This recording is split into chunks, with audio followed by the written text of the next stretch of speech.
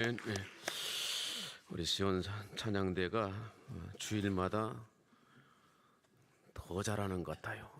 너무 감사합니다. 큰 교회 성가대가 부럽지 않을 만큼 하모니가 잘 이루어지고 있습니다. 너무너무 감사하고 그런 의미에서 기도합시다. 하나님 아버지 감사합니다. 찬양 받으시는 하나님께서 우리의 입술에 찬양을 주셨으며 마음의 노래를 주셨습니다.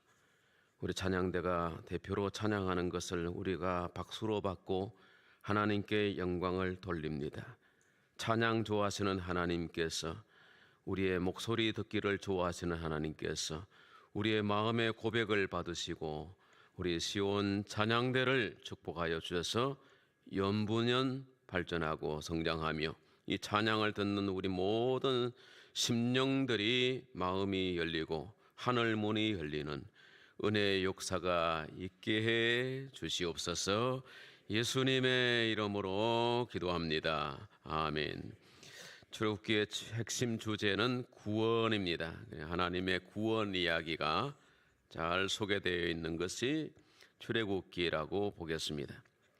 이스라엘 백성들이 애굽에 갇혀 노예 상태로 지내고 있었는데 그들을 자유케 하신 이야기입니다. 억압 상태에 있던 그들이 하나님의 능력으로 바로의 속박으로부터 해방된 이야기입니다. 전에 종되었던 그들이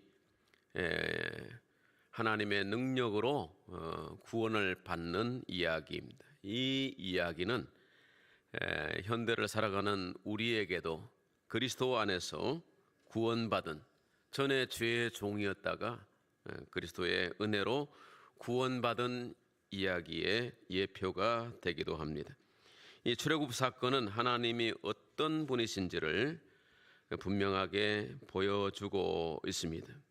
자기 백성들의 고통과 신음 소리를 들으시는 분이시고 압제로부터 건지시는 분이시며 자기 백성들을 반드시 그 말씀대로 구원하시는 분이십니다.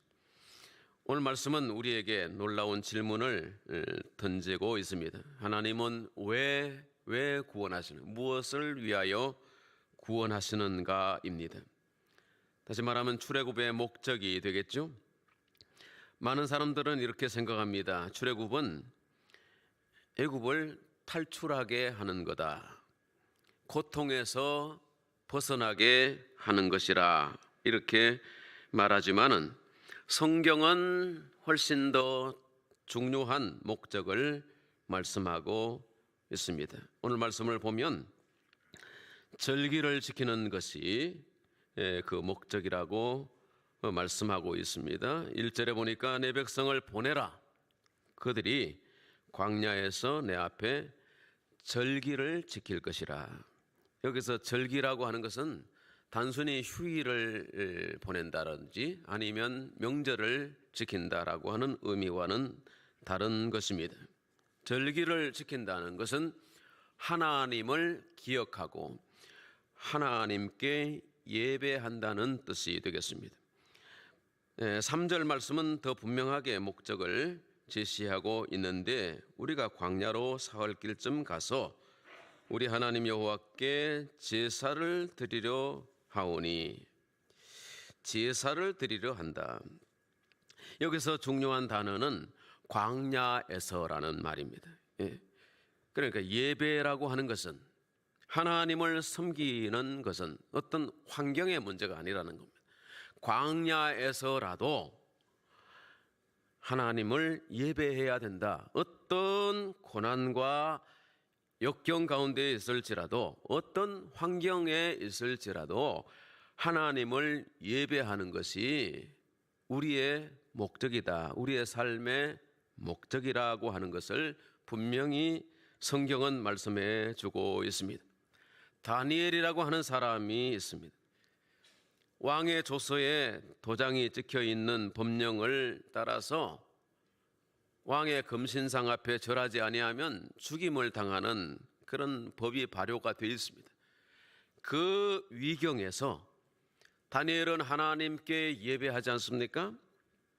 다니엘서 6장 10절에 보니까 예루살렘을 향해 창문을 열고 전에 하던 대로 하루 3번씩 무릎을 꿇고 기도하며 하나님께 감사하였더라. 기도하며 감사하였다. 이게 예배의 모습이죠.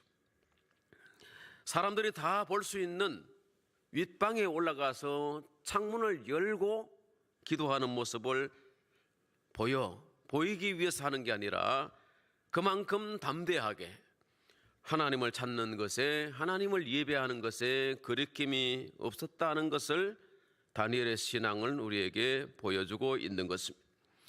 소요리 문답 1조 장로교의 신조죠. 사람의 제일 되는 목적은 하나님을 영화롭게 하는 것이다.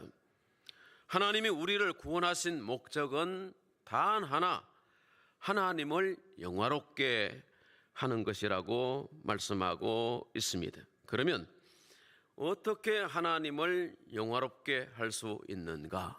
첫째는 바로 예배로 하나님께 영광을 돌리는 것입니다. 예배는 신앙의 중심입니다.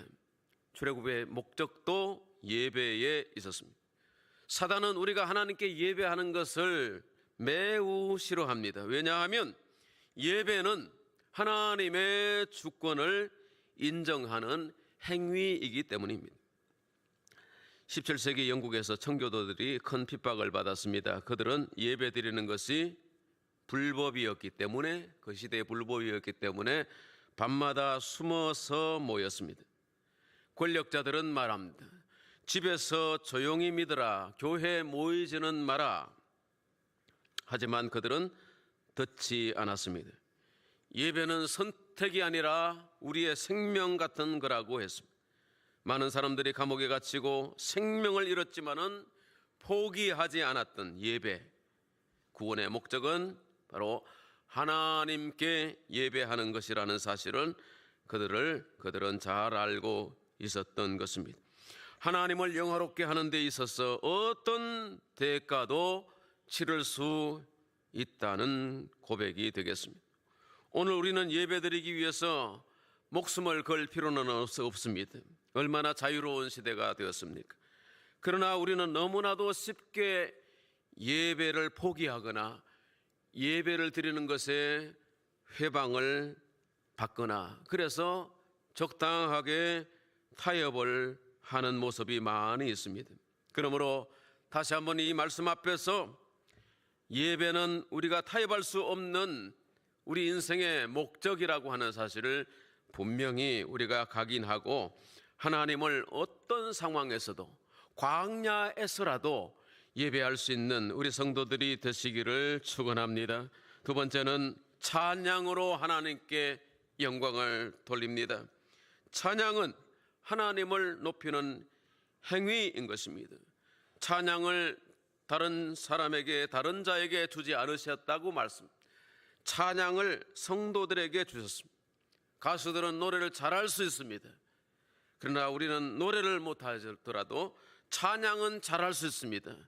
찬양은 노래를 잘하는 것과는 의미가 다른 것입니다. 하나님을 기쁘시게 하는 찬양, 우리의 믿음의 고백이고 믿음의 선언이 바로 이 찬양인 것입니다. 그래서 찬양의 가사들은 얼마나 주옥 같은지 모릅니다. 시편의 기사든지 아니면 어떤 사람들의 작사라든지 영감 있는 기록들을 근거해서 곡을 붙여서 찬양을 드리는 것입니다. 세상에서는 들을 수 없는 찬양을 우리가 성도들이 모여서 찬양하는 것을 하나님이 기쁘게 보시는 것입니다. 그래서 찬양으로 하나님께 영광을 돌리는 것입니다. 내가 내 백성을 지었나니 이는 나를 찬송하게 하려 함이라. 성경은 분명히 말씀하고 있습니다. 그러므로 항상 찬양하고 하나님을 높여드리는, 예배로 높여드리는 우리 온 성도들이 되시기를 축복합니다. 세 번째는 섬김과 사랑으로 영광을 돌립니다. 우리는 하나님을 직접 만날 수가 없고 또 직접 하나님을 섬길 수가 없습니다. 섬긴다는 것은 우리가 서버한다는 거죠. 공개한다는 거죠. 우리가 어르신들 공개할 때 선물을 드린다든지 찾아가서 식사를 대접한다든지 초청해서 뭐 대접을 할 수도 있고요. 커피 한 잔이라도 대접하는. 하나님은 그렇게 할 수가 없어요. 그래서 하나님은 우리에게 이웃을 주셨어요. 우리에게 생명을 붙여주셨습니다. 그러므로 이웃과 특히 연약한 자에게 섬김과 사랑을 실천하는 것이 하나님께 영광을 돌리는 것입니다. 지극히 작은 자에게 한 것이 내게 한 것이니라 말씀하고 있습니다.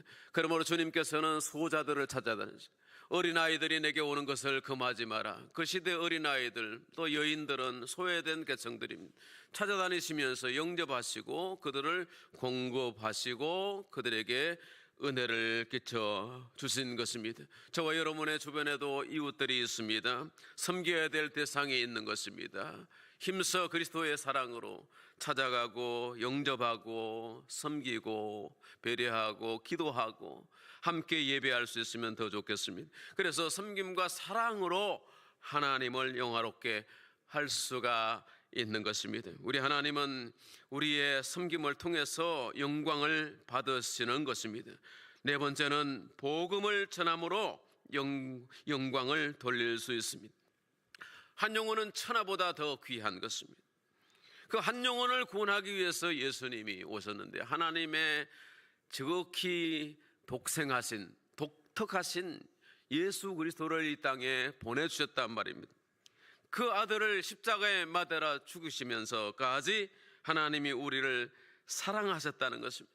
그래서 한 영혼 한 영혼을 섬기고 그들을 복음을 전하는 것이 하나님의 일인 것입니다. 신앙의 성장은 평생의 과정입니다. 전도해서 끝나는 게 아니라 그 영혼을 공급하고 또 이끌고 섬기고 강건케 하고 그렇게 해서 이 사람이 영광스러운 성도가 되어야 되는, 영화로운 존재가 되어야 되는 거예요. 신앙의 성장이 이루어져야 되는, 그 성장이 이루어지는 곳이 어디냐 하면 교회 공동체라는 겁니다. 만남이라, 성도의 모임이라는 겁니다. 그러므로 복음을 전하고 이 교회를 아름답게 해서 교회를 통해서 하나님의 복음 전도의 사역이 왕성하게 되는 것, 이것이 하나님이 우리에게 향하신 뜻이라는 거예요. 그래서 복음을 전하는 교회가 되고 복음을 전하는 우리 성도들 한 사람 한 사람이 되셔서 주변의 사람들이 예수를 믿고 그리스도의 분량에까지, 장성한 분량에까지 이르러서 성숙하고 성장해서 용량력 있는 그리스도의 사람이 될 수 있다면 하나님의 나라가 확장될 뿐만 아니라 하나님이 이를 통해서 영광을 받으시는 것입니다. 그래서 저와 여러분의 모두가 이 네 가지를 기억하셔서 항상 하나님께 영광 돌리는 우리 온 성도들이 되시기를 축원합니다. 그리고 오늘 말씀에서 하나님께 나가는 것을 막는 바로의 모습을 볼 수가 있거든요. 바로의 완악함을 볼 수 있습니다. 바로는 무엇을 했습니까? 그는 오늘 말하기를 여호와가 누구냐, 그렇죠? 여호와가 누구냐? 이스라엘 백성들이 하나님께 예배하는 것을 가로막고 회방했습니다. 그들의 노동을 더 가중시켰습니다. 그들이 시간이 많고 게을러서 하나님께 예배하겠다고 하니 그들의 감독자들과 기록원들을 통해서 벽돌 제작에 쓸 짚을 주지 말고, 전에는 짚을 공급했다는 말이에요. 근데 이제는 그들이 스스로 나가서 짚을 줍도록 했습니다. 그리고 벽돌 생산의 양은 줄여주지 아니한 것입니다. 이렇게 바로는 예배하겠다고 하는, 하나님을 섬기겠다고 하는 이스라엘 백성들을 회방하고 대적한 것입니다. 오늘날 우리에게도 바로가 있는 것 같습니다. 현대인들에게 바로는, 우리에게 밀접하게 우리의 예배를 방해하는 바로는 물질주의인 것 같습니다. 먹고 사는 것이 먼저다, 이렇게 생각하는 그 생각이 예배를 우리의 삶에서 밀어내는 거죠. 예배가 뒷전이 되는 거예요. 예배는 최우선이 되어야 되고 우리의 존재 목적이기 때문에 어떤 것과 타협할 수도 없는데, 먹고 사는 것이, 이게 물질주의가 현대인들에게 바로와 같습니다. 그 다음에 너무나도 바빠요. 바쁜 삶이 바로인 것. 시간이 없다는 것. 시간이 없어서 나중에 갈게요. 전도해 보면 나중에 시간이 있을 때 시간을 내야 되는데 우선순위가 밀리는 것입니다. 바쁜 생활 때문에 그렇습니다. 어느 장로님이 사업을 크게 하셔서 성공을 했습니다. 처음에는 주일마다 맨 앞자리에 앉으셔서 하나님을 예배하고 예배를 사모하셨습니다. 그런데 사업이 점점 바빠지면서 목사님에게 이렇게 말했습니다. 목사님, 이번 주에는 무슨 일로 빠져야 되겠습니다. 또 다음에 또 와서 목사님, 어쩔 수 없이 제가 사업에 일로 해외를 가야 되겠습니다. 한 2주간 빠져야 되겠습니다. 자, 이렇게 자꾸 빠지다 보니까 사업은 잘 되는 것 같은데 점점 교회에서 장로님의 자리가 없어졌어요. 나중에 그것도 말합니다. 목사님, 이제 사업이 좀 어렵게 되었습니다. 사업이 안정되면 나오겠습니다. 몇 년을 교회를 떠나 있었습니다. 사업이 안정되기는 더 어려운 것입니다. 하나님께 우선순위를 둬야 되는데 점점 사업이 우선순위가 돼요. 바쁘다는 핑계로 여러 가지 일로 핑계로 예배를 멀리 했습니다. 교회를 떠나 있었습니다. 어느 날 그가 돌아와서 이렇게 고백을 합니다. 사업이 바쁘게 한 것이 아니라 내가 하나님보다 사업을 먼저 선택했습니다. 그러면서 회개하고 고백하고 하나님께 우선순위를 두고 사업이 회복되어 가지고 하나님을 성실히 섬겼다는 이야기입니다. 그 장로님의 바로는 사업 성공과 바쁜 생활이었습니다. 가치의 전도가, 가치관의 혼재가 바로였던 것입니다. 그것을 물리치고 가치관을 새롭게 하고 예배의 우선순위를 두니 마음도 평안해지고 하나님을 섬기는 그 기업이 복을 받더라, 이 말입니다. 그러면 현대인들에게도 너무나도 많은 바로들이 있는 것은 편안함을 추구하는 것. 힘들게 신앙생활할 거 뭐 있어?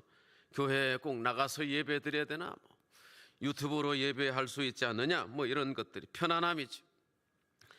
우리를 예배의 자리에서 밀어내고 하나님을 멀리하게 하는 많은 요소들이 우리 생활 속에 있습니다. 대표적으로는 욕심과 죄가 그렇습니다. 죄를 지으면 멀어지는 것입니다. 하나님께 나가기가 민망스러운 거예요. 그래서 멀어져서 나중에는 그래서 하나님을 잃어버리게 되는 것입니다. 그래서 우선순위를 항상 하나님께 두는 것입니다. 예배에 두는 것입니다. 예배의 시간을 잘라 먹지 말고 예배하는 날을 항상 지키고 먼저 하나님께 나가고 예배하고 어뜸되는 것을 하나님께 드리고, 이게 예배의 정신인 것입니다. 그러므로 저와 여러분이 모세와 아론이 아닐지라도 이 현대를 살아가는 우리에게 생명을 맡겨주셔서 우리도 구원해야 될, 이끌어야 될 생명들이 있지 않습니까? 그들과 함께 하나님을 예배하고 하나님을 높여드리다가 우리가 영광스러운 인생이 되고 믿음으로 승리하는 그런 인생이 될 수 있게 되기를 축원합니다. 모세와 아론은 바로 앞에서 타협하지 않았습니다. 그들은 분명히 선언하죠. 여호와께 제사를 드려야 합니다. 그럼에도 불구하고 예배해야 하겠습니다. 이것이 모세와 아론의 선언이었던 것입니다. 그들에게는 두 가지가 있었습니다. 하나님 중심의 신앙과 사명의 의식인 것입니다. 하나님을 두려워했습니다. 예배는 선택이 아니라 하나님의 명령이었던 것입니다. 그래서 명령을 지키는 종이었고 충성된 종으로, 그래서 모세는 하나님의 집 맡은 종으로 충성했다. 충성이라는 라벨이 붙었어요. 그러니까 충성을 하나님이 좋아하시는 거예요. 그래서 오늘 표처럼 하나님을 사랑함으로 충성하는, 예배로 충성하고 섬김으로 충성하는 저와 여러분이 되기를 축복합니다. 사랑하는 성도 여러분, 출애굽의 목적은 단 하나, 하나님을 섬기게 하는 것에 있었습니다. 오늘날 우리의 신앙도 그래야 합니다. 하나님을 섬기는 것. 여호수아는 죽기 전에 이렇게 고백했습니다. 오직 나와 내 집은 여호와를 섬기겠노라. 너희들은 너희의 강저편에 있는 신들을 섬겨라. 그러나 나는 오직 나와 내 집은 여호와를 섬기겠다, 예배하겠다는 것입니다. 그러므로 여호수아 고백처럼 저와 여러분의 집이, 온 식구들이 하나님을 섬기고 예배하는 은혜가 평생에 임하게 되기를 축복합니다. 이번 주간에는 민족의 명절 설날을 맞이합니다. 명절은 좋은 시간이, 그러나 동시에 위험한 시간이기도 합니다. 신앙이 느슨해지기 쉽기 때문인 것입니다. 타협하기 쉬운 시간이기 때문입니다. 사랑하는 성도 여러분, 이번 설 명절에 친척집을 방문하거나 영화관을 가거나 놀이하거나 그런 것도 다 좋지만 중요한 것은 우리 온 가족이 모여서 하나님을 찬양하고 예배하는 것입니다. 오늘 말씀은 도전하기를 내 백성을 보내라. 저와 여러분을 하나님은 내 백성이라고 말씀하십니다. 하나님의 백성들은 하나님을 최우선하는 것입니다. 절대 타협할 수 없는 것이 하나님께 최우선을 두는 것, 예배하는 것입니다. 우리 온 식구들이 나와 내 집이 여호와만 섬기겠다고 하는 여호수아의 고백처럼, 모세의 선포처럼 우리가 다 하나님께 나가서 예배할 수 있으며 광야에서도 예배하고 어떤 환경에서도 하나님을 섬기는 저와 여러분이 되어서 하나님의 복을 받는, 하늘의 복을, 신령한 복과 땅에 기름진 복을 받아 누리는 축복된 우리 온 권속들이 되기를 주의 이름으로 축원합니다. 하나님 아버지, 기도합니다. 우리와 우리의 집이 하나님을 찾고 하나님을 예배하게 하여 주시옵소서. 불신 가족들이 주께로 돌아오게 하여 주시고 구원의 복음을 전파하며 그 한 영혼을 주께로 인도할 수 있게 하여 주시기를 원합니다. 십자가에 죽으신 그리스도의 보혈로 우리의 죄를 덮어주시고 우리의 허물을 사하여 주시옵시고 우리와 우리의 자녀들이, 우리의 모든 가족들이 한마음 한뜻으로 하나님을 섬기는 거룩한 제사장의 집안이 되게 하여 주시옵소서. 예수님의 이름으로 기도하옵나이다. 아멘. 말씀